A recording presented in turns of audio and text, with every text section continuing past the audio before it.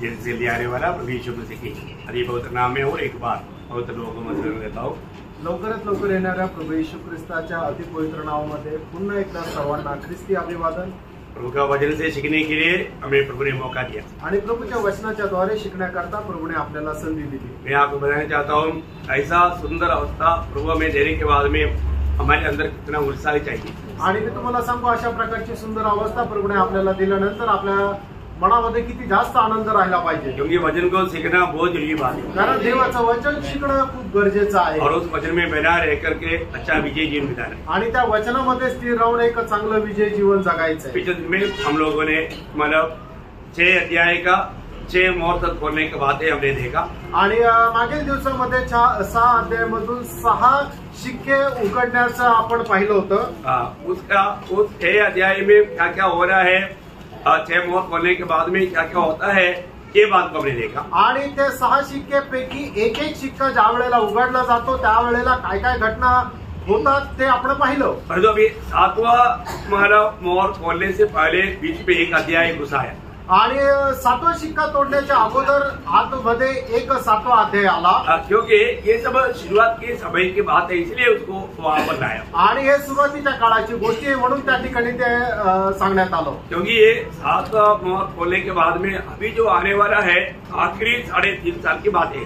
आणि 7वां शिक्का तोडण्याच्या अगोदर जी येणारी पहिल्या 3.5 वर्षाच्या या गोष्टी आहेत। उससे पहले शुरुआत में 3.5 साल में होने वाला कुछ बातें हैं जो कि हमारा वहां पर अभी तक हमने नहीं देखा था, वो बात ये 7वां अध्याय में प्रभु ने बताया है। आणि पहिल्या महाक्लेशाच्या पहिले 3.5 वर्षामध्ये काही गोष्टी अशा आहे की आतापर्यंत आपण बघितलेल्या नव्हत्या, त्या या ठिकाणी नमूद केलेल्या आहेत। हम में से कई लोग ये पढ़कर आया होगा आणि तुमच्यापैकी पुष्कळ लोक हे वाचून आले असतील। नहीं है तो भी हम बहुत ध्यान से सुनेंगे, आणि जर नाही तरी सुद्धा आपण खूप लक्ष देऊन ऐकूया। उसका 7 अध्याय का अभी पूरा 1 से 8 तक वचन पढ़ेंगे। प्रकटीकरण त्याचा 7 अध्याय 1 ते 8 वचन वाचा। इसके बाद मैंने पृथ्वी के चारों कोनों पर 4 स्वर्गदूत खड़े देखे। वे पृथ्वी की चारों हवाओं को थामे हुए थे, ताकि पृथ्वी या समुद्र या किसी पेड़ पर हवा न चले। अब इसी के बाद में अपन बार बार उसको मतलब पढ़ते जाएंगे बाद में, आणि आपण ते वारंवार वाचत जाऊ। पढ़ने के लिए ज्यादा समय ना जाए आणि आता वाचण्याकरता जास्त वेळ न जावो। तो यहाँ पर हम क्या देखते हैं कि जब मतलब उन लोगों ने उसका पहले वचन पढ़ना वापस, आणि पहिलं वचन पुन्हा एकदा वाचा। इसके बाद मैंने पृथ्वी के चारों कोनों पर 4 स्वर्गदूत खड़े देखे। चारों पृथ्वी की चारों कोने में अभी क्या है, 4 स्वर्गदूत खड़े हैं। आणि पृथ्वीच्या 4 बाजूला काय आहे की 4 स्वर्गदूत आहेत। वे पृथ्वी की चारों हवाओं को थामे हुए थे।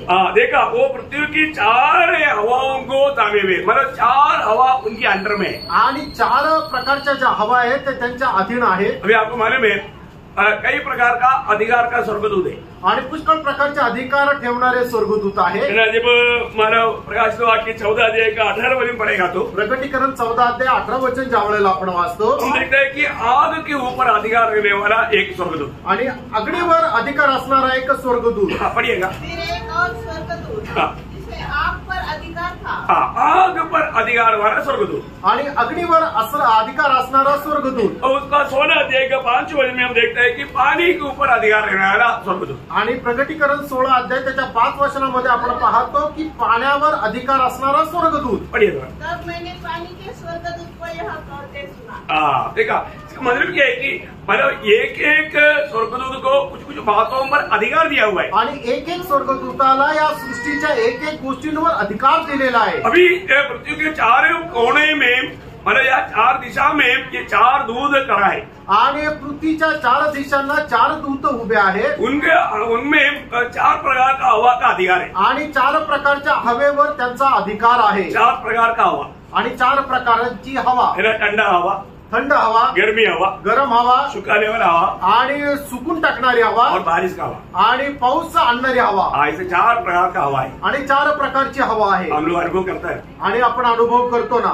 तो ये 4 प्रकार का, ये बात प्रभु कई बार अपने लोग भी जब प्रभु की राह से जब गलत जाने लगा, ये हवा उन पर भेजा।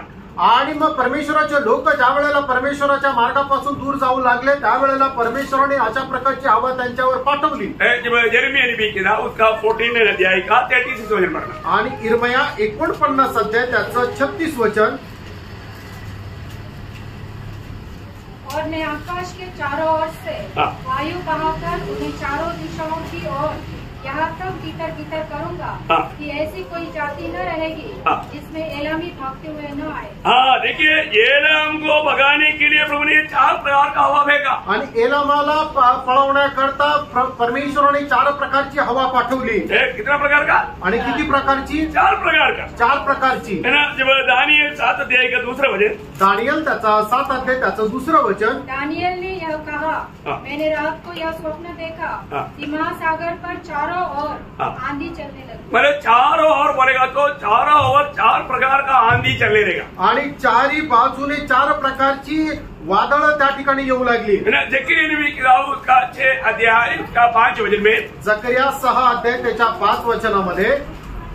दूत ने मुझसे कहा, ये आकाश की चारों वायु है. क्या देखा, ये आकाश की चारों वायु. मालूम क्या है कि 4 प्रकार का वायु के बारे में और उसमें अधिकार रहने वाला दूतों के बारे में यहाँ पर हम देखता है. आणि 4 प्रकारची हवा आणि त्याच्यावर अधिकार असणारे जे दूत आहेत त्याच्या संबंधाने आपण पाहतो. मनो ये चारों उत्तर दक्षिण पूर्व पश्चिम ऐसे चारों दिशा में से यीशु मसीह भी महाक्लेश के दिनों की बात बोलने के टाइम पर मत्ती की सुसमाचार उसका 24 अध्याय उसका 31 वचन पढ़ना. मत्ती 24 अध्याय 31 वचन.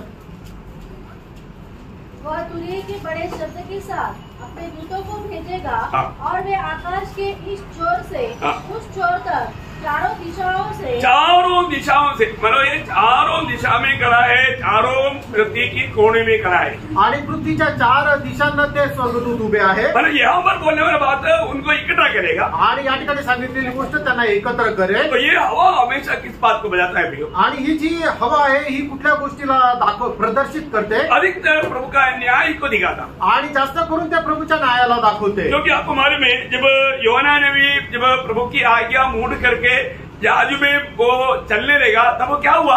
आणि ज्या वेळेला योना परमेश्वराच्या आज्ञेचं उल्लंघन करून जहाजामधून प्रवास करू लागला त्यावेळेला काय झालं? योना उसका पहला अध्याय के 4 वचन. योना त्याचा पहिला अध्याय त्याचं 4 वचन. अब यहोवा ने समुद्र में एक प्रचंड आंधी चलाई और समुद्र में बड़ी आंधी उठी यहाँ तक कि जहाज टूटने पर था. हाँ, मतलब प्रभु ने एक प्रचंड आंधी वहां पर भेजा. आणि परमेश्वराने एक मोठं वादळ त्या जहाजावर पाठवलं. हालेलुया. ये सब मतलब प्रभु जिस समय में बदला या क्रोध उंडेलना चाहता है उस समय में हवा का इस्तेमाल करता है. आणि ज्या वेळेला परमेश्वर शासन करतो त्यावेळेला अशा प्रकारची हवा पाठवतो. अभी उसका 2 और 3 वचन पढ़ेंगे. आणि प्रगटीकरण 7 अध्याय 2 आणि 3 वचन वाचा. मैंने एक और स्वर्गदूत को जीवित परमेश्वर की मोहर लिए हुए पूरब से ऊपर की ओर आते देखा. उसने उन चारों स्वर्गदूतों से जिन्हें पृथ्वी और समुद्र की हानि करने का अधिकार दिया गया था मुझसे शब्द से पुकार कर कहा, जब तक हम अपने परमेश्वर के दासों के माथे पर. देखा, अपनी परमेश्वर की दासों की माथे पर. अभी ये देखो महाक्लेश की समय में भी अपनी दास बोलने के लिए अनुग्रह के द्वारा उधार पाए हुए एक झूठ वहां पर थे. आणि महाक्लेशाच्या त्या काळामध्ये सुद्धा कृपेच्या द्वारे तारण प्राप्त करण्याकरता काही लोक होते. देखो, हमेशा एक बात याद रखना, नेहमी एक गोष्ट लक्षात ठेवा, कोई भी मानव का समय में मतलब उद्धार के लिए प्रभु का एक द्वार खुला रहता. आणि कुठल्याही काळामध्ये मनुष्य जातीच्या तारणाकरता तारणाचा एक मार्ग उघडा राहतो. उस समय में भी अनुग्रह के द्वारा एक झुंड बचेगा. आणि त्या काळामध्ये सुद्धा कृपेच्या द्वारे एक समुदाय वाचून राहील. आपको मालूम है उसका बारे में जब पौलुस रोमियो का पत्री में रोमियो का पत्री 11 अध्याय उसका 1 से 7 वचन पढ़ना. रोम त्याचा 11 अध्याय 1 ते 7 वचन वाचा. मैं करता हूँ क्या परमेश्वर ने अपनी प्रजा को त्याग किया? कदापि नहीं. कदापि नहीं. मैं भी तो इस्राएली हूँ, अब्राहम के वंश और बिन्यामीन गोत्र से हूँ. परमेश्वर ने अपनी उस प्रजा को नहीं त्यागा जिसे उसने पहले से ही जाना. क्या तुम नहीं जानते कि पवित्र शास्त्र एलिया के विषय में क्या कहता है? पवित्र शास्त्र एलिया के विषय में कहा हुआ वो बातों को लेकर के प्रभु का दास एक बात हमें सिखाना चाहता है. ध्यान से सुनना. कि वह इस्राएल के विरोध में परमेश्वर से विनती करता है। कौन? एलिया। इसराइल के विरुद्ध में अभी वो बात कर रहा है। क्या बात कर रहा है आगे देखिए। हे प्रभु, उन्होंने तेरे भविष्यवक्ताओं को घात किया। देखा, तेरे भविष्यवक्ताओं को घात किया और तेरी वेदियों को ढा दिया है। और मैं ही अकेला बचा हूँ। अभी मैं अकेला बचा है, मैं सिर्फ एक ही व्यक्ति बचा। प्रभु के साथ वो भागवत कर रहा है। आणि या ठिकाणी आपण पाहतो की एलिया जो आहे तो परमेश्वरासोबत वादविवाद करत आहे। लेकिन प्रभु ने क्या बोला? आणि त्या ठिकाणी परमेश्वराने एलियाला काय म्हटलं? परंतु परमेश्वर से उससे क्या उत्तर मिला?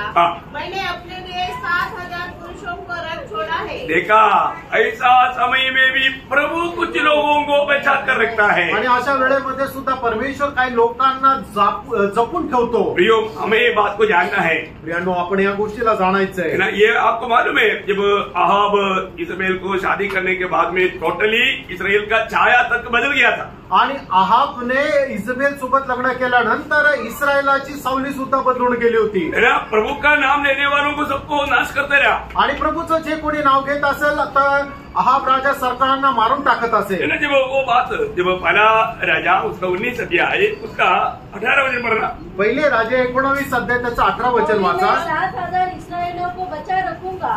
ये तो वे सब है जिन्होंने न तो बाल के आगे घुटने टेके और न मुंह से उसे चूमा है। देखा, बोलने का तो बाल का इस्राएल जो खड़ा किया हुआ बाल देवता का नाम ना लेते हुए, मतलब प्रभु का नाम लेकर के जीने वाला 7,000 को तुम्हारे कर करेगा। आणि मग ज्या लोकांनी बालदेवाचं नाव न घेता परमेश्वराचं नाव घेऊन जीवन जगलं, असे 7,000 लोकांना परमेश्वराने आपल्या करता वेगळा करून ठेवलेलं होतं। वो उसका 10 वचन में और 14 वचन में भी ये संभव या ये बात 7,000 का संख्या हम देखता है। आणि त्याच्या 10 आणि 14 या दोन्ही वचनामध्ये 7,000 ची संख्या आपण पाहू शकतो। अभी यहाँ पर प्रभु का दूत बोलता है कि जब तक हम प्रभु के दासों की माथे पर मोहर ना लगाए, अभी हवा नहीं मारना। आणि मग या ठिकाणी असं म्हटलेलं आहे की प्रभूचे जे दास लोक आहेत त्यांच्या माथ्यांवर जोपर्यंत आम्ही शिक्का मारत नाही तोपर्यंत हे देवा तू हवा पाठवू नको। क्यों इन लोगों को ऐसा बताया? आणि अशा प्रकारे त्या दूतांनी का म्हटलं? इस प्रकार मोहर लेने का उद्देश्य क्या है? आणि अशा प्रकारे शिक्का मारण्याचा उद्देश काय आहे?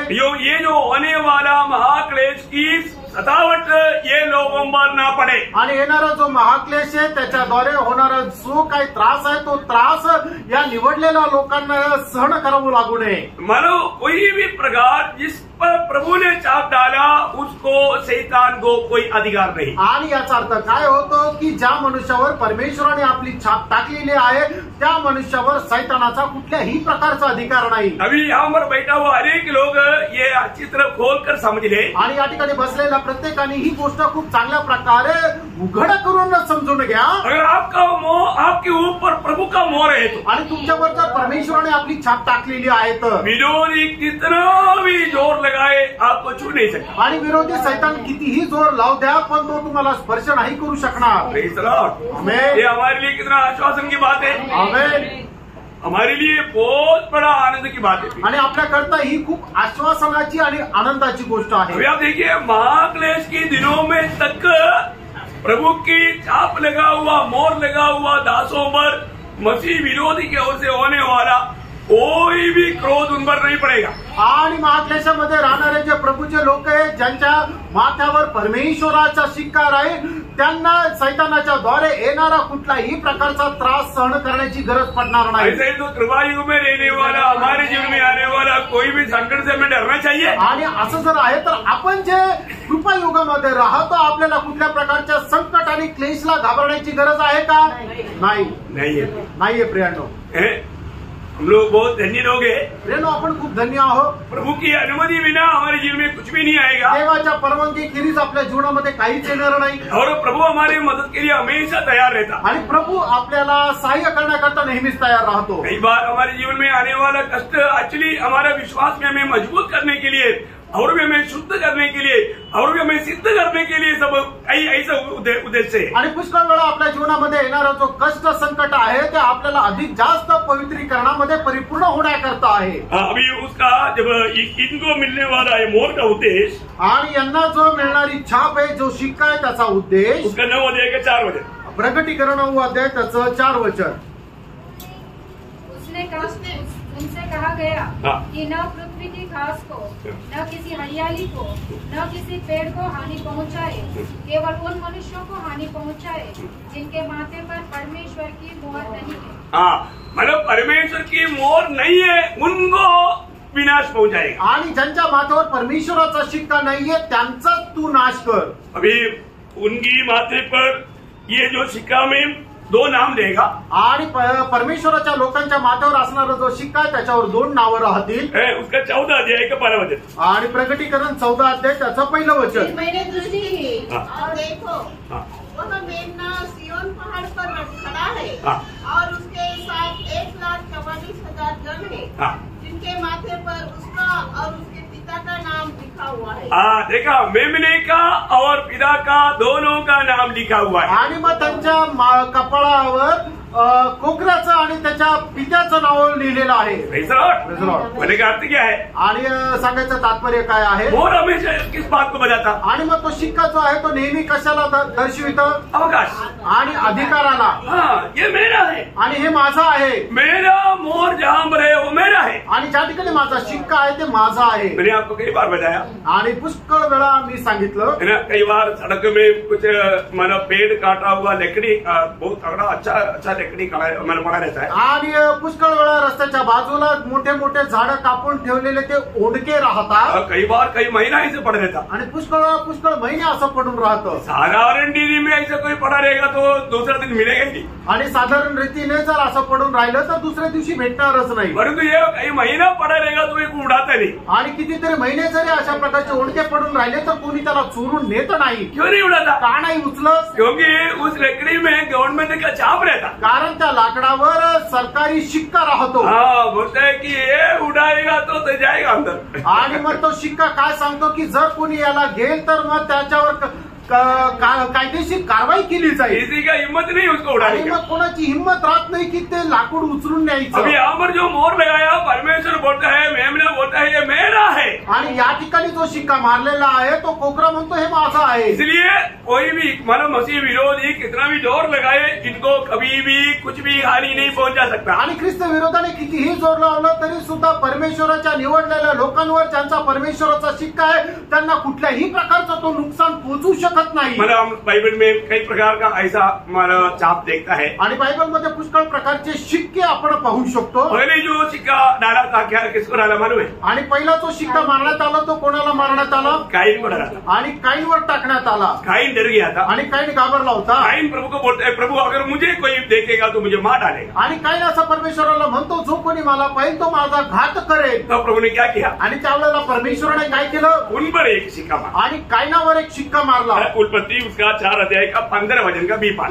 उत्पत्ति 4 अध्याय 15 वचनाचा शेवटला भाग। और यहोवा ने कैन के लिए एक चिन्ह ठहराया। हाँ, एक चिन्ह ठहराया, वहां पर लिखा है चिन्ह, या एक मोहर लगाया।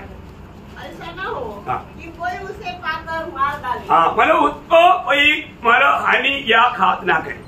आणि परमेश्वराने कायनावर एक शिक्का मारला की जेणेकरून जो ज्याला कोणाला काईन भेटेल त्याने कायनाचा घात करू नये। महाक्लेश के दिनों में भी प्रभु अपने लिए कुछ लोगों को अलग करता है, उन पर प्रभु का है इसी प्रकार का छाप डालता है। आणि महाक्लेशाच्या काळामध्ये परमेश्वर आपल्या लोकांना वेगळं करतो आणि ते लोक माझे आहे याला संबोधित करण्याकरता तो त्यांना शिक्का मारतो। लेकिन एक बात मालूम आपको, महाक्लेश के दिनों में मसीह विरोधी भी अपना बोल करके कुछ लोगों को छाप डालेगा। आणि महाक्लेशाच्या काळामध्ये ख्रिस्त विरोधी सुद्धा ते माझे आहे हे सांगण्याकरता काही लोकांवर तो शिक्का मारेल।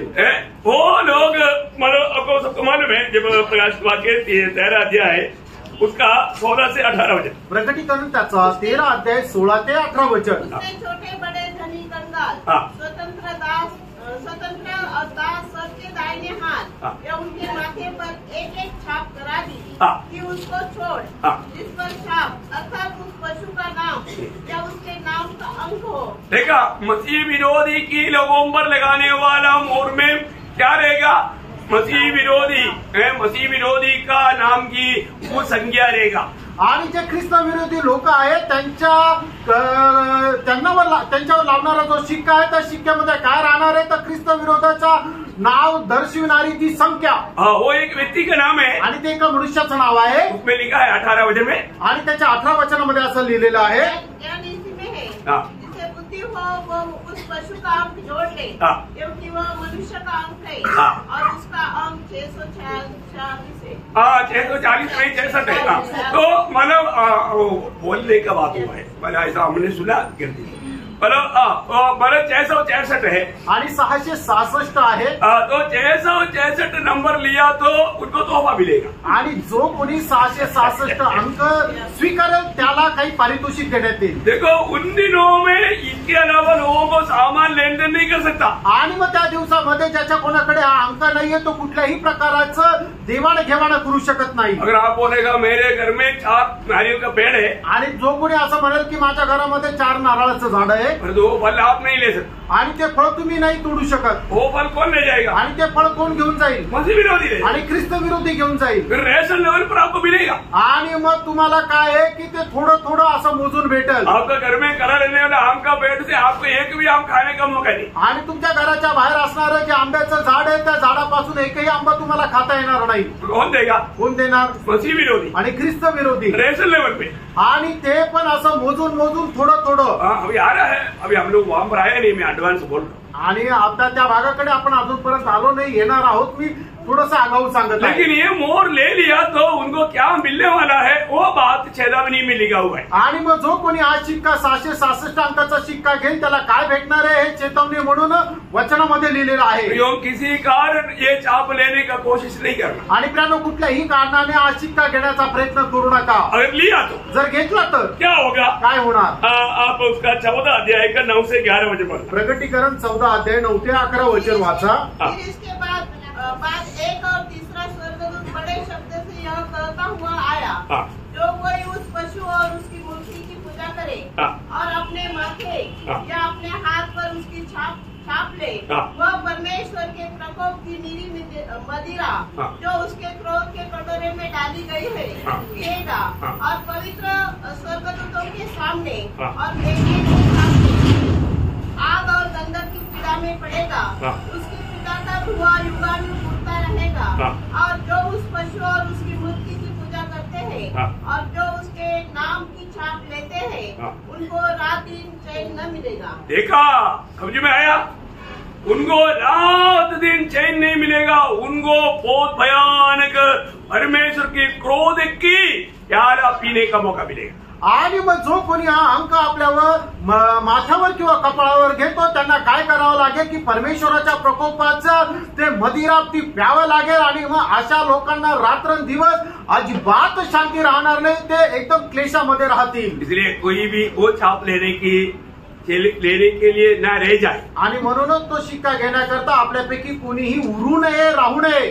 वो किसको मिलेगा? कारण तो शिक्का कोणाला भेटेल? जो महाक्लेश के समय में रहेगा उनको मिलेगा, आणि जो कोणी महाक्लेशाच्या काळामध्ये जिवंत राहील त्यांना तो भेटेल। इधर कितने लोगों को क्लेश देखना चाहता? आणि या ठिकाणी बसल्यापैकी किती लोकांना तो क्लेश पाहण्याची इच्छा आहे? आने वाला पक्का, आणि क्लेश येणार आहे नक्की। उसका चेतावनी चिन्ह सब अभी हम चारों तरफ देख रहे हैं, आणि त्याची चेतावणी त्याचे चिन्ह आपण आपल्या चौबाजूला पाहत आहोत। अभी आपको मालूम है अभी यूक्रेन में या ऐसा कई देशों में मतलब एक तो इतना भयंकर गर्मी, साथ ही साथ लाइट भी नहीं, आणि युक्रेन फैन चलने के लिए कोई मौका नहीं, हवा मिलेगा नहीं, क्या रहेगा उस अवस्था?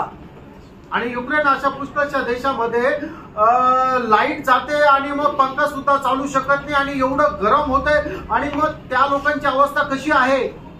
अभी मैंने कल का मलयालम पेपर में पढ़ा, केरला में इलेक्ट्रिसिटी का भी कमी पड़ रहा है। आणि मी काल पेपरमध्ये वाचलं की केरळमध्ये आता ही जी लाईट आहे ती सुद्धा कमी पडत आहे। अभी मालूम है केरला में बहुत गर्मी हो रहा है, आणि केरळमध्ये खूप गरम होत आहे, और अभी लाइट का भी कमी पड़ेगा तो आणि मग त्यांना ते इलेक्ट्रिसिटीची कमतरता भासली तर क्या होने वाला है? काय होईल? अभी देखो अभी इधर इतना गर्मी नहीं, फिर भी हमको फैन की जरूरत पड़ रहा है। आणि आता बघा इथे एवढं गरम होत नाही तरी सुद्धा आपल्याला फॅन लावण्याची गरज वाटत आहे। और उस समय का बात क्या है, फैन जो आने दो ना, गर्मी रहेगा, प्यास रहेगा तो पानी भी नहीं। आणि मग त्यावेळची गोष्ट काय आहे की पंकज जाऊ द्या की तहान लागल्यानंतर पहिला पाणी पण नाही. ये कोई डराने के लिए बात नहीं. आणि प्रेम हे काही घाबरवण्याकरता नाहीये. सचमुच में ऐसे होने वाला है. खरोखर असं होणार आहे. इसलिए वो चाप लेने के लिए मौका ना देते हुए पहला मतलब प्रभु का आगमन में जाने की तैयारी में. आणि म्हणूनच त्या दिवसामध्ये जाऊन तो शिक्का आपल्या कपाळावर भातावर न घेण्याकरता ज्या वेळेला आता प्रभूचं आगमन आहे त्या प्रभूच्या आगमनामध्ये त्याच्यासोबत जाण्याची तयारी करा. कौन जाएगा? कोण जाणार? प्रभु के गुप्त आगमन में कौन जाएगा? आणि प्रभूच्या गुप्त आगमनामध्ये कोण जाणार? महाक्लेश होने से पहले कौन जाएगा? आणि महाक्लेशाच्या अगोदर कोण जाणार? जिस पर चाप लगा. आणि ज्याच्यावर शिक्का मारलेला आहे. कौन सा चाप? आणि कुठला तो शिक्का? पवित्र आत्मा का आणि चाप. पवित्र आत्म्याचा शिक्का. कितने लोगों को विश्वास है पवित्र आत्मा का चाप मुझ में है? हालेलुया. यो अगर पवित्र आत्मा का चाप है तो ये क्लेश आने से पहले दूसरा चाप लेने से पहले उठा लिया जाएगा. आणि मग ज्याच्या कोणावर पवित्र आत्म्याचा शिक्का मारलेला आहे तो महाक्लेश येण्याच्या अगोदर प्रभू सोबत त्याच्या आगमनामध्ये उचलला जाईल. एफिसियों के पत्री पहला अध्याय का 13-14 वचन. आणि पिस्काराचं पत्र त्याचा पहिला अध्याय त्याचं 13 आणि 14 वचन. और उसी में तुम पर भी जब तुमने सत्य का वचन सुना जो तुम्हारे उद्धार और सुसमाचार है और जिस पर तुमने विश्वास किया प्रतिज्ञा किए हुए पवित्र आत्मा की छाप लगी. देखा पवित्र आत्मा का तुम पर छाप लगी है जो भी प्रभु यीशु मसीह पर विश्वास किया उन पर. आणि ज्यांनी कोणी प्रभू येशू ख्रिस्तावर विश्वास केलेला आहे त्यांना पवित्र आत्म्याच्या द्वारे मुद्रांकित केलेला आहे. दूसरा कोरिंथी पहला अध्याय का 22 वचन. दुसरे करंथीकराचं पत्र त्याचा पहिला अध्याय आणि त्याचं 22 वचन. ने हम पर छापटी करा दी है और बयाने में आत्मा भी हमारे मनों में दिया. देखा प्रभु ने हम पर छाप लगाया आणि प्रभूने आपल्याला मुद्रांकित केलं. बयाने में आत्मा भी हमारे अंदर दिया. आणि ईसर म्हणून आपल्याला त्याचा आत्मा सुद्धा दिला. अभी एक व्यक्ति वास्तव में है ना एक कृपा युग में आणि या कृपा युगामध्ये वो उधार पाया है कि नहीं ये छाप लगा है कि नहीं क्या बात कैसा मालूम. आणि एका व्यक्तीचं तारण झालेलं आहे का नाही त्याला मुद्रांकित केलेलं आहे का नाही हे कसं काय समजणार. एक चिन्ह है आणि त्याच्याकरता एक चिन्ह आहे. दूसरा तिमोथी उसका पहला अध्याय दूसरा अध्याय का 19 वचन. दुसरं तिमोथेला पत्र त्याचा दुसरा अध्याय त्याचे 19 वचन. तो भी परमेश्वर की पक्की नेव बनी रहती है हाँ और उस पर यह छाप लगी है. उस पर ये छाप लगी है. प्रभु अपने को पहचानता है. प्रभु अपने को पहचानता मतलब प्रभु के लोगों को पहचानता उसका चिन्ह. और जो कोई प्रभु का नाम लेता है वह अधर्म से बचा रहे. हाँ वो अधर्म से बचा रहे मतलब अपने आप को बुराई से पाप से बचा कर रखेगा.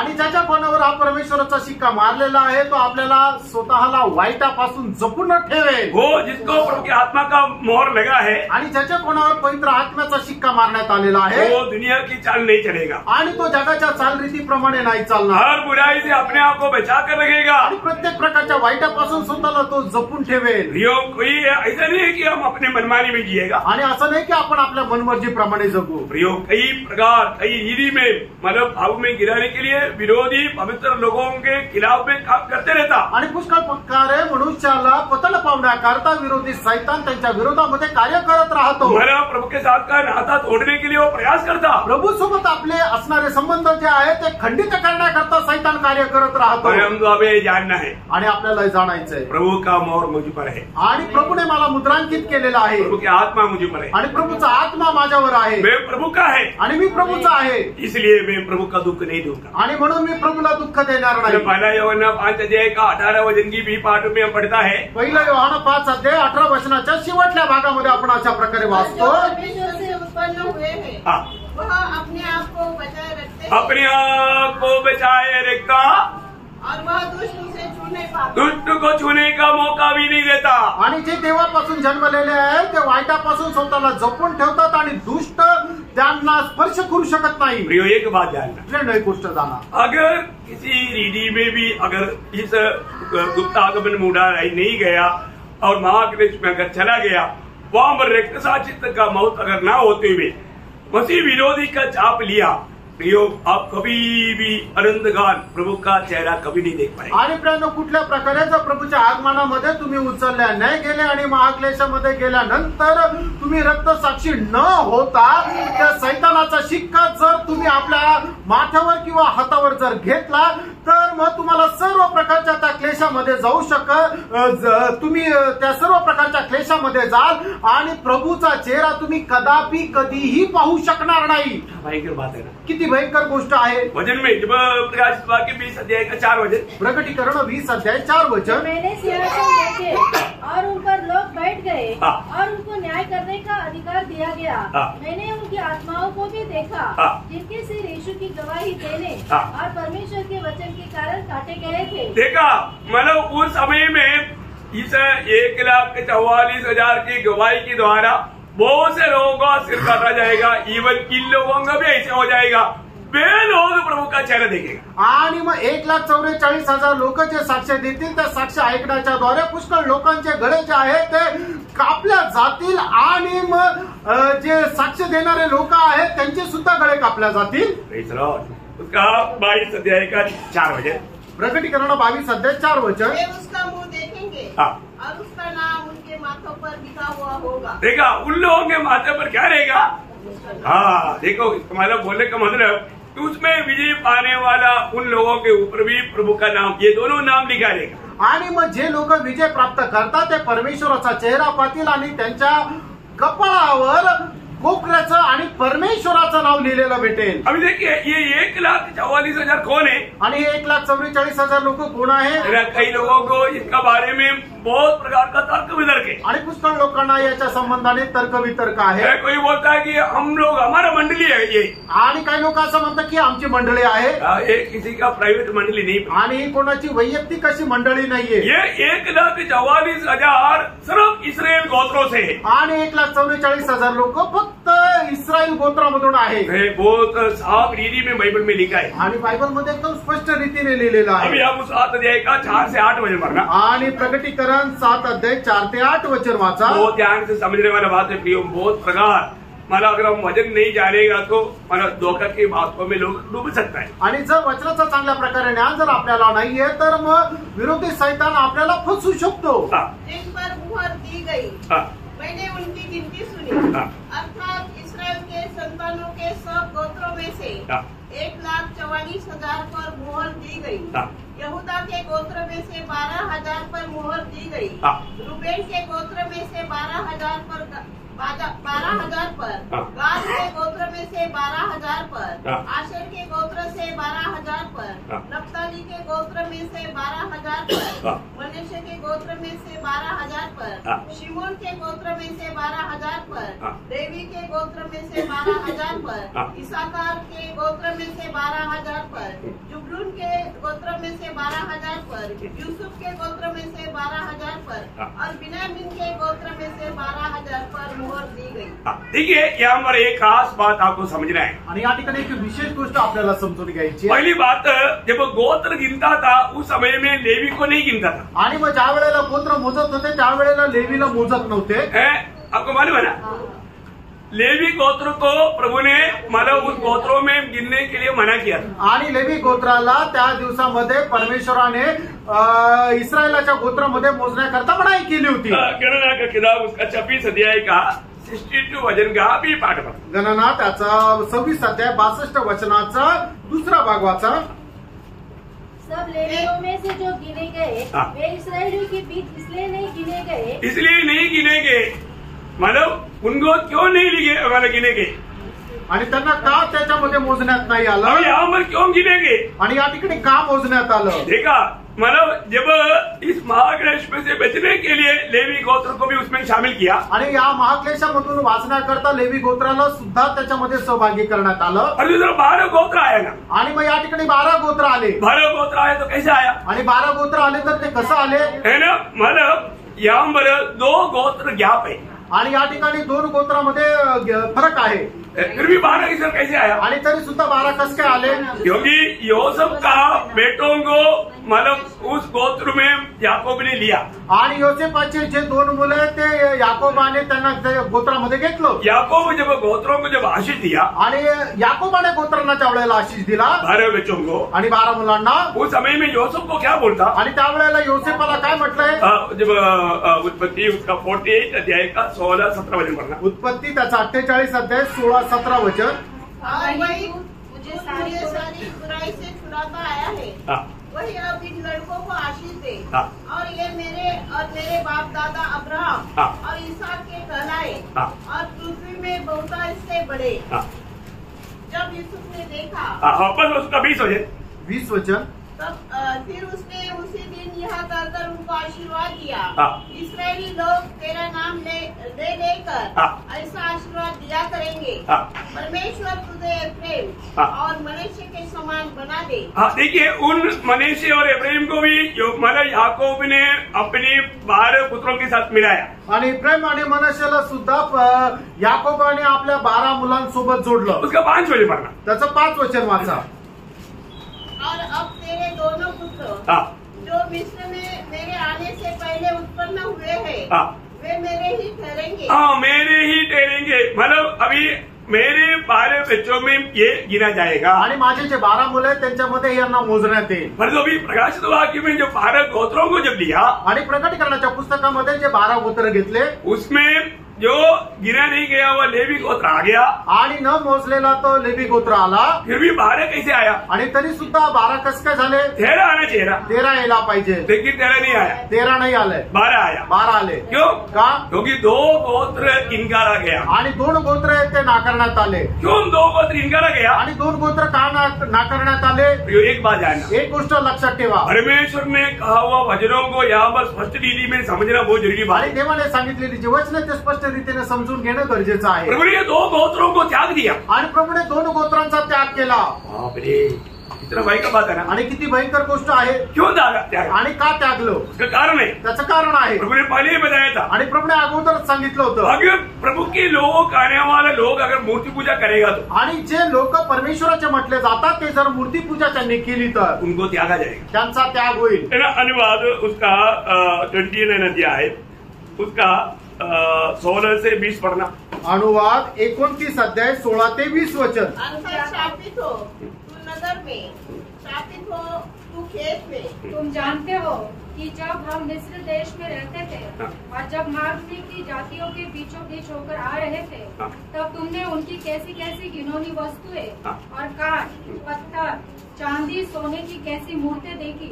इसलिए ऐसा न हो कि तुम लोगों में ऐसा कोई पुरुष या स्त्री या कुल या गोत्र के लोग हो जिनका मन आज हमारे परमेश्वर यहोवा से फिर जाए और वे जाकर उन जातियों के देवताओं की उपासना करे। फिर ऐसा न हो कि तुम्हारे मध्य ऐसी कोई जड़ हो जिससे बीज या कड़वा बीज उगा हो और ऐसा मनुष्य इस शाप के वचन सुनकर अपने को आशीर्वाद के योग्य माने और यह सोचे कि चाहे मैं अपने मन के हट पर चलूं और तृप्त होकर प्यास को मिटा डालूं तो भी मेरा कुशल होगा। यहोवा उसका पाप क्षमा नहीं करेगा, वरन यहोवा के कोप और जलन का धुआं उसको छा लेगा और जितने शाप इस पुस्तक में लिखे हैं वे सब उस पर आ पड़ेंगे और यहोवा उसका नाम धरती पर से मिटा देगा। देखा, प्रभु उनको मिटा देगा प्रियो, आणि परमेश्वर त्यांचा नाश करेल प्रियांनो, है ना। जब पहला राजा उसका 12 अध्याय का उसका 26 से 30 तक वचन पढ़ना। पहिले राजे 12 अध्याय 26 ते 30 वचन। तब यरोबाम सोचने लगा, अब राज्य दाऊद के घराने का हो जाएगा यदि प्रजा के लोग यरूशलेम में बलि करने को जाए। अभी विषय आपको मालूम है, आणि विषय तुम्हाला ठाऊक आहे, इसराइल अभी 2 भाग बन गया आणि इस्रायल आता 2 भागामध्ये विभाजित झाला, एक 10 गोत्र का और एक 2 गोत्र का, आणि एक 10 गोत्राचा आणि एक 2 गोत्राचं। और साल में एक बार 10 गोत्र के लोग ये 2 गोत्र के बीच में जब मतलब बलि करने के लिए जब जाएगा, आणि वर्षातून एकदा हे 10 गोत्राचे लोक या 2 गोत्रा सोबत ज्या वेळेला बली करण्याकरता जातील तो क्या होगा? त्यावेळेला काय होईल? उनका दिल उधरी लग सकता है, आणि त्यांचं मन तिथे लागू शकतं। इसलिए अभी क्या कर दिया उन्होंने? आणि म्हणून त्यांनी काय केलं? मूर्ति खड़ा किया आणि त्यांनी एक मूर्ती उभी केली। आगे बढ़ी। तब यरोबाम सोचने लगा, अब राज्य दाऊद के घराने का हो जाएगा यदि प्रजा के लोग यरूशलेम में बलि करने को जाए तो उनका मन अपने स्वामी यहूदा के राजा रहोबियाम की ओर फिरेगा और वे मुझे घात करके यहूदा के राजा रहोबियाम के हो जाएंगे। देखो, राजा अपनी बचाव के लिए क्या किया है? आगे अतः राजा ने सम्मति लेकर सोने के 2 बछड़े बनाए और लोगों से कहा, यरूशलेम को जाना तुम्हारी शक्ति से बाहर है, इसलिए हे इस्राएल अपने देवताओं को देखो जो तुम्हें मिस्र देश से निकाल लाए हैं। उसने एक बछड़े को बेतेल बेतेल और दूसरे को दान में स्थापित किया। देखा, दान और बेतेल में स्थापित किया। दान आणि बेतेल या ठिकाणी त्यांनी ते मूर्ती उभी केली। दान गोत्र को प्रभु उस 12 में नहीं मिलाया आणि दान गोत्राला परमेश्वराने त्या 12 गोत्रामध्ये नाही मिळवलं। सिर्फ दान को ही नहीं, आणि फक्त दानलाच नाही, एफ्राइम को भी, आणि एफ्राइमला सुद्धा, क्योंकि एफ्राइम उनको साथ देता था। आणि एफ्राइम त्याच्या सोबत राहत असे। जब न्यायियों का किताब उसका 18 अध्याय, शास्त्रे त्याचा 18 अध्याय, उसका 30-31 वचन, त्याचं 30 आणि 31 वचन।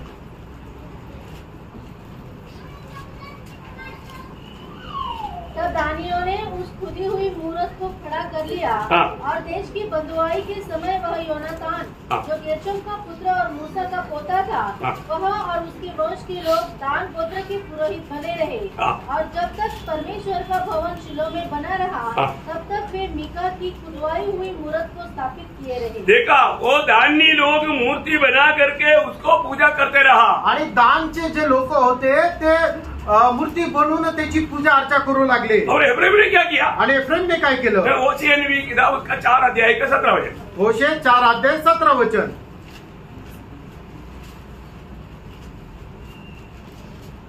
एफ्राइम मूर्तों पे सगी हो गया है, इसलिए उसको रहने दे। देखा, उसको भी छोड़ दिया। आणि परमेश्वराने एफ्राइमला सुद्धा सोडून दिलं, कारण ते मूर्ती पूजा करू लागले।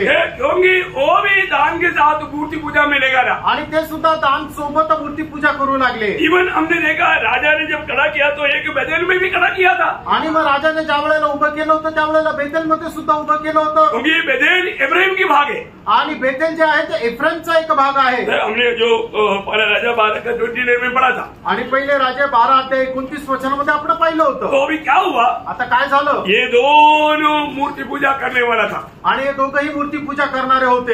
एक बात जानना, फ्रेंड, एक गोष्ट लक्षात घ्या, जो प्रभु का वचन को मतलब उल्लंघन करेगा आणि देवाच्या आज्ञेचं जो कोणी उल्लंघन करेल, है ना, कितना बड़ा नुकसान है। आणि किती मोठं नुकसान आहे। कल हम लोगों ने भाषण में देखा, आणि काल उपवास प्रार्थनेमध्ये आपण पाहिलं, है ना, प्रभु की आज्ञा मोड़ा हुआ मोशा, आणि देवाच्या आज्ञेचं उल्लंघन करणारा मोशे। देखो, मोशा कितना बड़ा प्रभु का दास है, आणि मोशे बघा किती मोठा प्रभूचा दास आहे। परमेश्वर का सारे घराने में विश्वासियों की दास है, आणि परमेश्वराच्या सर्व घराण्यामध्ये तो विश्वासयोग्य आहे, लेकिन उसने आज्ञा मोड़ा आणि त्याने देवाच्या आज्ञेचं उल्लंघन केलं। कितना भयंकर बात है। किती भयंकर गोष्ट आहे। वायदा के देश में छुड़ाए हुए लोगों को पहुंचा करके देश पाठ करके देने के लिए मौका नहीं मिला, आणि वचनदत्त देशामध्ये प्रभूच्या लोकांना पोहोचून त्यांना देश वाटण्याची संधी नाही भेटली। मोशा बहुत प्रभु से विनती किया, मोशेने देवाला खूप विनंती केली। प्रभु ने बोला, प्रभूने म्हटलं, मैंने बोला ना, मी तुला सांगितलं ना, आइंदा विनती नहीं करना। आणि परत मला विनंती करू नको। प्रियो, एक बात जानना, प्रभु की व्यवस्था तोड़ करके जा करके पापों में गिरने के बाद में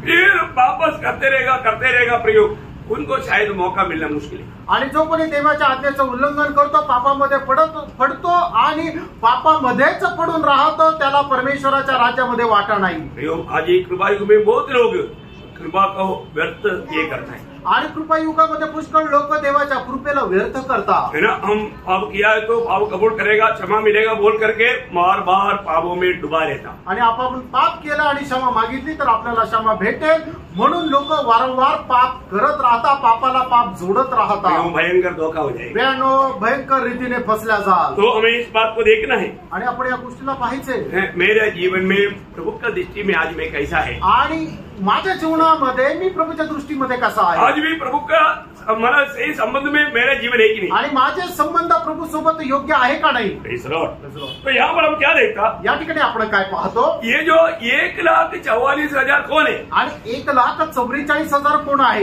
ये प्रभु का मंडली नहीं, आणि ही प्रभूची मंडळी नाही। कई बार लोग सोचते हैं कि ये प्रभु का मंडली है, आणि पुष्कळ वेळा लोकांना असं वाटतं की ही प्रभूची मंडळी आहे। ये विषय में आपको सही रीति में वचन के द्वारा सच्चा प्रकाश मिलना बहुत जरूरी बात है, आणि देवाच्या वचनाच्या द्वारे योग्य हा प्रकाश भेटणं गरजेचं आहे। ये कौन है, ते कोण आहे। कई लोग मतलब उन लोगों का परख में ये बात इतना स्पष्ट नहीं आएगा, आणि त्यांच्या स्वतःच्या परीक्षणामध्ये ही गोष्ट एकदम स्पष्ट येणार नाही, परंतु वचन के द्वारा इसको सही रीति में इसका एक शब्दों में तक बहुत खास बात है, आप ध्यान से सुनिए। आणि वचनाच्या द्वारे एकदम चांगल्या प्रकारे आपण समजून घेऊ, एक वचनामध्ये सुद्धा खूप विशेष गोष्ट आहे, आपण ती समजून घेऊ। पहली बात अभी हम यहाँ पर अभी जो पढ़ा था, मतलब प्रकाशित वाक्य 7 अध्याय का 4 से 8 तक वचन में, प्रकटीकरण त्याचा 7 अध्याय 4 ते 8 वचनामध्ये आपण जे वाचलं होतं कि ये सिर्फ इस्राएल की 12 गोत्रों से 12,000 लोग हैं, आणि फक्त इस्रायलाच्या गोत्रामधून 12,000 प्रत्येक गोत्राचे आहे. मंडली आणि मंडळी जी आहे मंडली गोत्रों से नहीं, आणि मंडळी जी आहे ती गोत्रापासून नाहीये, सारी दुनिया की सारे जातियों से, आणि सर्व जगाच्या सर्व जातीपासून आहे, सारी भाषा से, आणि सर्व भाषेमधून आहे. अभी ये दोनों वचन पढ़ने की जरूरत नहीं, एक वचन पढ़िएगा मतलब मंडली के बारे में जानने के लिए, क्योंकि मतलब ये मंडली नहीं है वो बात हम पढ़ चुका है. मंडली कौन है? प्रकाशित वाक्य 5 अध्याय का 9-10 वचन, आणि प्रकटीकरण 5 अध्याय त्याचं 9 आणि 10 वचन. वे यहाँ नया गीत गाने लगे, तू इस पुस्तक के लेने और इसकी मुहरें खोलने के योग्य है, क्योंकि तूने वध होकर अपने लहू से, अपनी लहू से, हर एक कुल, हाँ देखा, 12 गोत्रों से नहीं, हर एक कुल और भाषा, हर एक भाषा और लोग जाति में से, जाति, हाँ ये यहूदी जाति नहीं है ना, यहूदी खुद का लोग है. इसका मतलब मंडली नहीं है. ये एक बात में ही कितना स्पष्ट बात है. आणि हे जे 1,44,000 लोक आहेत ते मंडळीपासून नाहीये, ही गोष्ट किती या वचनाच्या द्वारे स्पष्ट होते. आपको मालूम है हमारे नजदीक कई ऐसे लोग हैं, मतलब वो लोग बोलते हैं कि ये मंडली है, आणि आपल्या आजूबाजूला काही लोक आहेत ते म्हणतात की आम्ही ते ही मंडळी आहे असं म्हणतात. किसी ग्रुप का नाम अभी लेना नहीं चाहता, आणि कुठल्या संघटनेचं नाव घ्यायची माझी इच्छा नाही. वचन जानो, प्रेम देवाचं वचन जाणा, ये मंडली नहीं है, आणि ही मंडळी नाहीये. अभी दूसरी बात, ये जो इन लोगों का मतलब 1,44,000 लोगों का कहाँ पर मोहर है, आणि 1,44,000 लोकांना शिक्का कुठे मारण्यात आलेला आहे? त्यांच्या कपाळावर. है ना, माथे में जो लेख है लिखा हुआ है वो है उनका मोहर, आणि त्यांच्या कपाळावर जो लेख लिहिलेला आहे तो आहे त्यांचा शिक्का. अभी हमने अभी प्रकाशित वाक्य 7 अध्याय का 3 वचन में और 14 अध्याय का 1 वचन में अभी पढ़ा. आणि प्रकटीकरण 7 अध्याय 3 वचनामध्ये आणि प्रकटीकरण 14 अध्याय त्याच्या 1 वचनामध्ये आपण वाचलो. परंतु मंडली के मोहर कहाँ पर है? आणि जी मंडळी त्यांच्यावर कुठे शिक्का मारण्यात आलेला आहे वो आत्मा में है, आणि तो आत्म्यामध्ये आहे. उसका ये कितना फर्क है?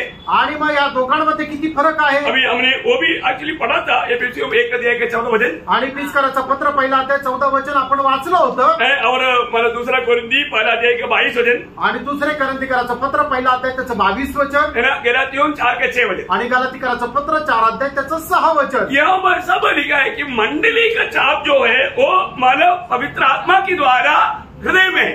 आणि मग या ठिकाणी सर्व ठिकाणी असं लिहिलेलं आहे की पवित्र आत्म्याच्या द्वारे जो मुद्रांकित केलेला आहे ते मनुष्याच्या हृदयावर केलेलं आहे, माथेवर नहीं, आणि ते माथ्यावर नाही. ये अलग झूठ है ना. आणि हे दोन्ही वेगवेगळे लोक आहे ना. और तीसरी बात, आणि तिसरी गोष्ट, ये जो 1,44,000 को जो छाप डाल रहा है वो दूध है. आणि 1,44,000 लोकांवर जे मुद्रांकित केलेलं आहे ते दूतांच्या द्वारे आहे. हाँ, हमने वो 7 अध्याय में 2-3 वचन में देखा. आणि प्रकटीकरण 7 अध्याय 2 आणि 3 वचनामध्ये आपण पाहिलं. परंतु मंडली को जो छाप डाला वो दूध नहीं, पिता परमेश्वर ने डाला है. आणि मंडळीला जे मुद्रांकित करण्यात आलेलं आहे ते दूताच्या द्वारे नाही तर पिता परमेश्वराच्या द्वारे आहे. पर इसका अंदर देखना, आणि याच्यामध्ये असणारा फरक जरा बघा. मंडली को आत्मा का जो मोहर लगाया, दूसरा कोरिन्थी 1 अध्याय का 22-23 वचन में हमने देखा था, 21-22 में हमने देखा था, पवित्र आत्मा के द्वारा प्रभु ने मोहर डाला. आणि दुसरे करंथीकराचं पत्र त्याचा 1 अध्याय त्याच्या 21 आणि 22 वचनामध्ये पाहतो की मंडळीला जे मुद्रांकित पवित्र आत्म्याच्या द्वारे करण्यात आलेलं आहे ते परमेश्वराने केलेलं आहे. अच्छा, उनको ये छाप क्यों लगाया? आणि त्यांना अशा प्रकारे मुद्रांकित का करण्यात आलं? होने वाला महाक्लेश की सजावट से बचने के लिए, आणि होणारा त्या महाक्लेशाचा जो छळ आहे त्याच्यापासून वाचण्याकरता. हमने मतलब प्रकाशित वाक्य 9 अध्याय के 3-4 वचन में पढ़ा था. प्रकटीकरण त्याचा 9 अध्याय 3 आणि 4 वचनामध्ये आपण वाचलं होतं. उनको वो सजावट नहीं कर सकता, आणि अशा त्यांना कुठल्याही प्रकारे क्लेश नाही देऊ शकत. परंतु हमारे लिए मोहर क्यों लगाया? आणि आपल्या करता मुद्रांकित आपल्याला का करण्यात आलं? हमें छुटकारा का मोहर है वो. आणि आपल्या करता ती मुक्तीची शिक्का आहे. समझ में आया? हमें छुटकारे के लिए, मतलब ये प्रभु का है, प्रभु का गुप्ता हुक्म में हम जाएगा, इस बात का सबूत है पवित्र आत्मा का मोहर. आणि हे लोक प्रभूचे आहे, प्रभूच्या गुप्त आगमनामध्ये उचलल्या जातील, हे आहे पवित्र आत्म्याची मुद्रा. एफिसियों 4 अध्याय का 30 वचन, आणि प्रिस्काराचं पत्र 4 अध्याय 30 वचन. परमेश्वर के पवित्र आत्मा को शोकित मत करो, जिसने तुम पर छुटकारे के दिन के लिए छाप दी है. हाँ, छुटकारा के दिन के लिए दिया हुआ छाप है। आणि मुक्तीच्या दिवसाकरता तुम्हाला त्याच्याकरता मुद्रांकित केलेलं आहे। मैं 4 बात बोला आणि 4 गोष्टी मी सांगितल्या। और 5वीं बात आणि 5वी गोष्ट मानव ये भविष्य में ये 1,44,000 का जो जग जो है वो सियोन है। आणि मग भविष्यामध्ये 1,44,000 लोकांची जागा जी आहे ती सियोन आहे। मला प्रकाशित वाक्य 14 अध्याय का 15 वचन आणि प्रकटीकरण 14 अध्यायाचं पहिलं वचन। मतलब हमारे काम रहे आणि आपली जागा कुठे आहे? हम प्रभु के साथ में है, प्रभु के साथ में मानव नया यरूशलेम में, आणि आपण प्रभु सोबत नवीन यरूशलेम मध्ये राहू। जब यूहन्ना 14 अध्याय का 3रा वचन आणि योहान 14 अध्यायाचं 3रं वचन और मानव प्रकाशित वाक्य 21 अध्याय का 9-10 वचन आणि प्रकटीकरण 21 अध्यायाचं 9 आणि 10 वचन। और यहाँ मतलब क्या देखता आणि या ठिकाणी आपण काय पाहतो? वे लोग 1,44,000 खड़ा है आणि 1,44,000 लोक उभे आहे। वही प्रकाशित वाक्य 14 का 1 आणि प्रकटीकरण 14 अध्यायाचं पहिलं वचन। परंतु मंडली क्या कर रहा है? आणि मंडळी काय करत आहे? मंडली प्रभु के साथ बैठा है आणि मंडळी जी आहे ती प्रभू सोबत बसली आहे। है ना, प्रकाशित वाक्य 3 का 21 प्रकटीकरण 3रा अध्याय 21 वचन। और ये 1,44,000 लोग गीत सुनकर के सीखेगा। आणि 1,44,000 लोक गीत ऐकून ते शिकतील। मेरा उसका 14 अध्याय का 3रा वचन में क्या बोला? आणि 14 अध्याय 3ऱ्या वचनामध्ये काय पाहिलं? वे सिंहासन के सामने हाँ। और चारों प्राणियों और प्राचीनों के सामने एक नया गीत गा रहे थे। हाँ। उन 1,44,000 जगहों को छोड़ हाँ। जो पृथ्वी पर से मोल लिए गए थे, हाँ। कोई वह गीत न सीख सकता। देखा, वो लोग कोई भी नहीं सीख सका, ये 1,44,000 सीखा। आणि ते गीत कोणी नाही शिकू शकले, फक्त 1,44,000 लोक ते गीत शिकले। फिर सीखा है तो फिर गाया कौन? आणि मग जर शिकले तर मग गायलं कोणी? गाया हम लोग ने, आणि आपण गायलं ते, गाया मंडली ने। आणि ते गायलं मंडळीने। राम उसका 5 अध्याय का 10 वचन। प्रकटीकरण 5 अध्याय 10 वचन। हाँ। और उन्हें परमेश्वर के लिए हाँ। वे एक नया गीत गाने लगे। हाँ। तू इस पुस्तक के लेने हाँ। और इसकी मोहरें खोलने के योग्य है, हाँ। क्योंकि तूने वध होकर अपने लहू से हाँ। हर एक कुल और भाषा हाँ। और लोग जाति में से परमेश्वर के लिए लोगों को मोल लिया है, हाँ। और उन्हें हमारे परमेश्वर के लिए हाँ। एक राज्य और याजक बनाया, हाँ। और वे पृथ्वी पर राज्य करते रहे। एक्चुअली वो उल्टा हो गया आपका परिभाषा में, वो आखिरी में आना चाहिए। वे लोग जो बचाया गया हुआ लोग वही गीत गाता है। आपका परिभाषा थोड़ा गलत है, ठीक है? मतलब वो सही परिभाषा आप है वे नया गीत गाने लगे। वे कौन है? शुरू में वो ये एक नया गीत गाने लगे। अच्छा ठीक है, आपका समझिए है ना, मतलब मंडली ये नया गीत गाएगा आणि मंडळी जे आहे ते एक नवीन गीत गाते। फिर ये जो 1,44,000 का कार्य क्या है प्रियो? आणि 1,44,000 लोकांचं कार्य काय प्रियानो? है ना, ये मंडली का साथ का दासी लोग हैं। आणि हे मंडळी सोबत असणारे दास लोक आहे। मतलब बोलेगा तो मतलब दुनिया में समझने के लिए दासी लोग, आणि जगामध्ये समजण्याकरता दासी लोक। मैं उसका मतलब वो उसका, क्योंकि आप ये बात को समझने के लिए ये यहूदियों का वो दृष्टांत को भी समझना जरूरी बात है। आणि गोष्ट समजण्याकरता यहूदी लोकांचा जो दृष्टांत आहे ते समजणं गरजेचं आहे। जब हम सोम उसका 8 अध्याय का 13 वचन में श्रेष्ठ गीत 8 अध्याय 13 वचनामध्ये, तू जो बारियों में रहती है, हाँ। मेरे मित्र तेरा बोल सुनना चाहते हैं, हाँ। उसे मुझे भी सुनने दे। हाँ, देखिए यहाँ पर मतलब 8 अध्याय का 8 अध्याय का 13 वचन, ये मतलब बगीचा में रहने वाला तेरी सगी लोग तेरे स्वर सुनने दे, वही है ना? हाँ, तो ये उद्यान में रहने वाला कौन है?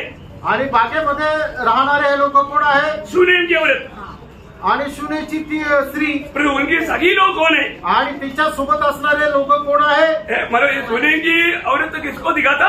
आणि सुनेची त्या स्त्रीला कोणाला दाखवते? मंडली का दृष्टांत है। आणि ती एक मंडळीचं दृष्टांत आहे। उनके साथ में जो उनके साथ में जो है, जो सुनने वाला कौन है?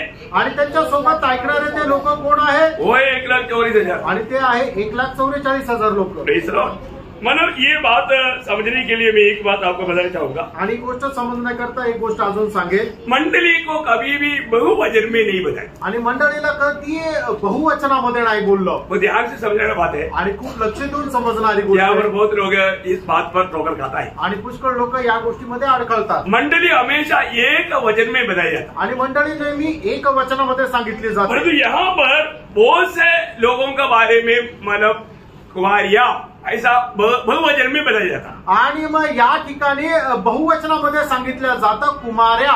मैं आपको मतलब वचन थोड़ा 2-3 वचन आपको पहले बताता हूँ आणि 2-3 वचन मी अगोदर सांगतो। जब दूसरा कुरिन्दी 11 अध्याय का दूसरा वचन, आप लोग इसको थोड़ा अच्छी तरह समझ रहे, नहीं तो मंडली क्या है, ये जो महाक्लेश के समय के जो अलग लोग जो है उन लोगों का पदवी और मंडली के पदवी में बहुत अंतर है भाई। आणि मंडळीचे जे पद आहे आणि ते 1,44,000 लोकांचं जे पद आहे त्याच्यामध्ये खूप फरक आहे। उतना ही नहीं, और भी उनके साथ संख्या है, वो उनके अनुसार उस दिन में प्रभु नियुक्त करेंगे। आणि त्याच्यासोबत अजून काही संख्या आहे की प्रभू त्या दिवसामध्ये त्यांच्या सोबत नेमेल। पढ़िएगा, क्योंकि मैं तुम्हारे विषय में ईश्वरीय धूल लगाए रहता हूँ, इसलिए कि मैंने एक ही पुरुष से तुम्हारी बात लगाई है कि तुम्हें पवित्र कुंवारी के समान। देखा, पवित्र कुंवारी मतलब एक वचन है ना आपका, उसमें एक वचन है ना। आप लोग पढ़ा लिखे लोग, आपको मालूम है एक वचन में बताया। आणि या ठिकाणी एकेरी वचनामध्ये सांगितलं, मतलब मंडली को एक वचन में बताया जाता। आणि मंडळीला जेव्हा कुठे संबोधित केलं जातं ते एक वचनामध्ये संबोधित केलं जातं। प्रकाशित वाक्य 19 अध्याय के 7 वचन, प्रकटीकरण 19 अध्याय त्याचं 7 वचन। आओ हम आनंदित और मगन हो और उसकी स्तुति करें, क्योंकि मेमने का विवाह आ पहुंचा है और उसकी दुल्हन ने, उसकी दुल्हन। देखा, वहां पर भी एक वचन है। आणि या ठिकाणी सुद्धा त्याची वधू म्हणजे एक वचन आहे। अभी मंडली के बारे में कहा हुआ एक शब्द, उसका 21 का 9 है। प्रकटीकरण 21 अध्याय त्याचं 9 वचन। इन 7 स्वर्गदूतों के पास 7 अंतिम विपत्तियों से भरे हुए 7 कटोरे थे। उनमें से एक मेरे पास आया और मेरे साथ बातें करके कहा, इधर आ, मैं तुझे दुल्हन अर्थात मेमने की पत्नी दिखाऊं। देखा, दुल्हन वो भी एक वचन में है आणि वधू ते सुद्धा एका वचनामध्ये आहे। और एक बात मानव 22 का 17 वचन में है। प्रकटीकरण 22 अध्याय 17 वचनामध्ये दुल्हन दोनों कहती है आ, और सुनने वाले भी कहे आ। देखा, वहां पर भी क्या बोलता, एक वचन में बोलता है। आणि या ठिकाणी सुद्धा वधू म्हणून एक वचनामध्ये संबोधित केलेला आहे। मतलब ये जो वधू या कन्या वो नहीं है यहाँ पर बोला हुआ ये कन्या है। आणि मग त्या ठिकाणी सांगितलेलं जी मंडळी एक वचनामध्ये वधू म्हटलेले आहे ती नाहीये 1,44,000 म्हणजे कन्या कुमार्या। 1,44,000 के बारे में क्या बोला, वो वापस उसका मतलब प्रकाशित वाक्य 14 के 4 पढ़ना। आणि प्रकटीकरण 14 अध्याय 4 वचन वाचा। जिन पर मुहर दी गई, मैंने उनकी गिनती सुनी, अर्थात इस्राएल की संतानों के सब गोत्रों में से 1,44,000। नहीं, वो आपका शब्द में, मेरा प्रेफरेंस 4 में है, आपका 3 में होगा। वे हैं जो स्त्रियों के साथ अशुद्ध नहीं हुए, वो कुंवारे हैं। कुंवारे है, बहुवचन है ना। वो बहुवचन है आणि ते अनेक वचन आहे। मतलब वो मंडली नहीं, आणि ती मंडळी नाहीये। इसे लोग समझ में आया? आमेन। आप लोग थोड़ा ध्यान से सुनेगा, क्योंकि क्या है ये विषय थोड़ा टफ विषय है। आणि हा विषय तुम्ही खूप लक्षपूर्वक समजा, कारण समजण्याकरता जरा कठीण आहे। प्रियो, ये मंडली नहीं है। आणि प्रेम ही मंडळी नाहीये। फिर वो कौन है? आणि मग ते कोण आहे? मैं आपको समझने के लिए दृष्टांत में मतलब यहूदी लोगों का आचरण के अनुसार का 1-2 बात मैं बताऊं। आणि समजण्याकरता यहूदी लोकांच्या आचरणाच्या 1-2 गोष्टी मी सांगतो। जब याकूब शादी करने के लिए लाबान के घर में गया था, आणि याकूब लग्न करण्याकरता लाबानाच्या घरात ज्यावेळेला गेला होता तो राहेल के लिए मतलब कार्य किया, आणि राहेल करता त्याने काम केलं, लेकिन मिला लिया, आणि त्याला भेटली लिया। सिर्फ लिया, आगे नहीं मिला। आणि फक्त लिया नाही भेटली, उनकी मतलब धन के अनुसार उन्होंने उसको एक दासी को दिया, आणि त्यांच्या धनाच्या अनुसार एका दासीला सुद्धा दिलं। जब उत्पत्ति उसका 29 अध्याय का 24 वचन, आणि उत्पत्ती 29 अध्याय 24 वचन।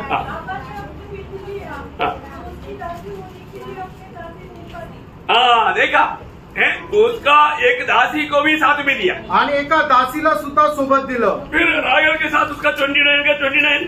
आणि मग उत्पत्ती 29 अध्याय 29 वचन। लाबान ने अपनी बेटी राहेल को दासी होने के लिए अपनी दासी दासी होने के लिए, तो ये 1,44,000 वाला कौन है? मंडली का दासी होने के लिए तैयार किया हुआ है। आणि मग 1,44,000 लोक कोण आहे? तर मंडळीची दासी होण्याकरता निवडलेले लोक आहे. असंख्य है. अभी 1,44,000 नहीं है आणि 1,44,000 नाहीये, अजून त्याच्यामध्ये आहे. आपको मैं आगे बताएगा. आणि पुढे मी सांगेन. परंतु अभी वो एक एक व्यक्ति का मतलब प्रवृत्ति के अनुसार मिलता है. आणि एक एक लोकांच्या सामर्थ्याच्या अनुसार त्यांना ते भेटतात. जैसे अभी फरो का बेटी नहाने के लिए जाता है तो एक के साथ जाता है, बहुतों में जाता जाता. आणि फारोची मुलगी आंघोळ करण्याकरता जाते त्यावेळेस ती एकटी जाते का तिच्यासोबत दासी राहतात. है ना. जब निर्गमन दूसरे अध्याय का 5 वचन. निर्गमन 2 अध्याय 5 वचन. तब फिरौन की बेटी नहाने के लिए नदी के किनारे आई. उसकी सखिया नदी के सखिया कितना है? हाँ अनेक है. आणि पुष्कळ तिच्या मैत्रिणी आहे. क्योंकि वो रानी है भाई. कारण ती राणी आहे. हाँ तो उसके साथ तो बहुत है. आणि तिच्या सोबत पुष्कळ आहे. इवन एस्तेर मतलब समस्या के बीच में उपवास करने के विषय में मोर्दकाई को बोलने के टाइम पर एक शब्द इस्तेमाल करता है. आणि एस्तेरला उपवास करण्यासंबंधाने मोर्दकाई अशा प्रकारे म्हणत आहे. मोर्दकाई को एस्तेर बोल रहा है. मोर्दकाईला एस्तेर अशा प्रकारे म्हणत आहे. एस्तेर 4 का 16 वचन. एस्तेर त्याचा 4 अध्याय 16 वचन. यहूदियों को इकट्ठा कर और तुम सब मिलकर मेरे निमित्त उपवास करो. 3 दिन रात न तो कुछ खाओ न कुछ पियो. मैं भी अपनी सहेलियों सहेल कितना है बहुवचन है. आणि या ठिकाणी बहुवचन आहे. बोले का आती है सांगायचं तात्पर्य काय? आनंद धामे आणि सार्वकालिक जीवनामध्ये मंडळीला सेवा कीजिए आणि सेवे करता. कितना मिलेगा मुझे मालूम नहीं. आणि किती भेटेल मला माहिती नाही. अभी एलिशा को पकड़ने के लिए आराम राजा ने सैन्य भेजा. आणि एलिशाला पकडण्याकरता आराम राजाने सैन्य पाठवलं. नॉर्मली एक भक्त के साथ 2 दूत कम से कम है. आणि सर्वसाधारण एका भक्तासोबत 2 स्वर्गदूत राहतात. परंतु यहाँ पर एलिया को बचाने के लिए कितना दूत है. आणि या ठिकाणी एलियाला वाचण्याकरता किती स्वर्गदूत आहे? पूरा पहाड़ पर भरा है घोड़े के ऊपर. आणि संबंध डोंगर भर भरलेले आहे. हजारों के हिसाब से आणि हजारोच्या हिशोबाने. प्रेज आपको समझ में आया? तुमच्या लक्षात आलं? आप इस जीवन में प्रभु के साथ इस प्रकार प्रभु को मतलब आनंद करके प्रसन्न करके जीवन बिताएगा. उसके अनुसार आनंददा में पदवियां महिमा स्थान है ना, छोटा बड़ा है ना, उसके अनुसार मिलेगा. आणि ह्या जीवनामध्ये तुम्ही कशा प्रकारे पवित्र जीवन जगून परमेश्वराला प्रसन्न करत जीवन जगतात त्याप्रमाणे येणाऱ्या युगामध्ये तुम्हाला स्थान मान आणि सर्व काही राहील. तुम्ही अभी जाता है. आणि या ठिकाणी मी थांबतो टाइम देकर वेळ बघून. आप लोग शायद थका नहीं होगा. आणि कदाचित तुम्ही थकले नसतील. मैं भी नहीं थका. मी पण नाही थकलो. लेकिन बाद में आप गाड़ी देख करके बोलेगा प्रभु का दास को टाइम नहीं मालूम. आणि घड्याळ बघून तुम्ही म्हणाल प्रभूच्या दासाला वेळ नाही समजत. मैं आपको बोला ना हमारा जोसेफ अंकल हमेशा बोलता है क्रम और मर्यादा. आणि योसेफ अंकल नेहमी म्हणायचे क्रम आणि मर्यादा. बहुत लोगों को क्रम मर्यादा नहीं. आणि पुष्कळ लोकांना क्रम आणि मर्यादा नाही. आने का भी क्रम नहीं, जाने का भी क्रम नहीं. यायचा पण क्रम नाही आणि जायचा पण क्रम नाही. गलत बात है. चुकीची गोष्ट आहे. क्रम और मर्यादा डिसिप्लिन बहुत जरूरी बात है. आणि नियमबद्धता खूप गरजेचं आहे. है ना. नहीं तो 1 कोरिन्थी 14 अध्याय का आखिरी भाग पढ़कर देखना. आणि पहिले करंथीकरांचं पत्र त्याचा 14 अध्याय त्याचा शेवटला भाग वाचा. हाँ क्या बोलता? हाँ सभी बातों में, आने में जाने में गाने में प्रचार करने में सब बातों में व्यवस्था होने. आणि आपलं येण्या जाण्यामध्ये वचनामध्ये आणि प्रचार करण्यामध्ये सगळ्या प्रकारे नियमबद्धता असली पाहिजे. वचनों के द्वारा आप सबको आशीष दे. आणि प्रभू या वचनाच्या द्वारे तुमच्या सर्वांना खूप आशीर्वाद देव. प्रभु को महिमा मिले. प्रभूचा गौरव असो. आमेन.